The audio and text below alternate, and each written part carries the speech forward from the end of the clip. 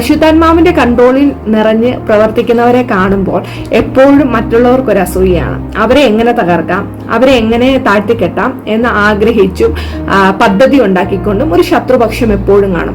ഇന്ന് നമ്മൾ മനസ്സിലാക്കേണ്ട ഒരു കാര്യം, നാം ദൈവത്തിന്റെ കൺട്രോളിൽ, ദൈവത്തിന്റെ കയ്യിലാണെങ്കിൽ നമ്മൾ എപ്പോഴും സേഫ് ആയിരിക്കും. എന്നാൽ ദൈവത്തിന്റെ കയ്യിൽ നാം ഇരിക്കുന്നിടത്തോളം നമുക്ക് പ്രശ്നം ഉണ്ടാക്കി തരാൻ വേണ്ടി, അല്ലെങ്കിൽ നമ്മളെ എപ്പോഴും പ്രശ്നക്കാരായിട്ട് ചിത്രീകരിക്കാൻ വേണ്ടി ഒരു വിഭാഗം എപ്പോഴും അതിനുവേണ്ടി ശ്രമിച്ചുകൊണ്ടിരിക്കും.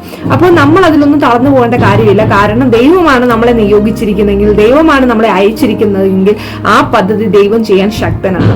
അത് ദൈവത്തിന്റെ കയ്യിലുള്ള കാര്യമാണ്. അത് ദൈവം സമയത്ത് ചെയ്തെടുത്തോളും. 13:9 വാക്യത്തിൽ നമുക്ക് കാണുവാൻ കഴിയും, ശൗൽ പരിശുദ്ധാത്മ പൂർണ്ണനായി അവനെ ഉറ്റുനോക്കി.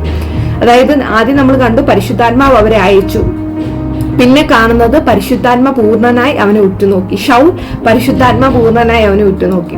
അപ്പൊ പരിശുദ്ധാത്മാവ് പറഞ്ഞയച്ച് പരിശുദ്ധാത്മാവിന്റെ കൺട്രോൾ ഒരാൾ യാത്ര ചെയ്യുന്നു.